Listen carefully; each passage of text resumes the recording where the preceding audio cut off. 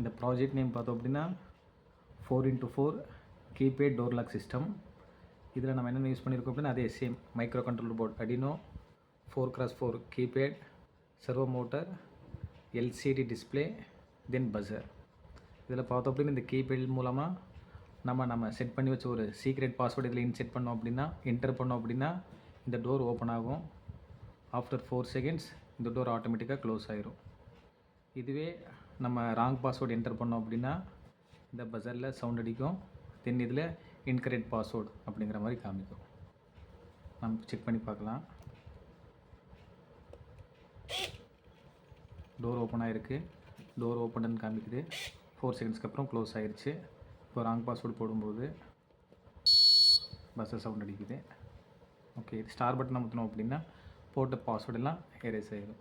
Password means அப்போ enter பண்ண password மட்டும் எரேஸ் ஆகும்.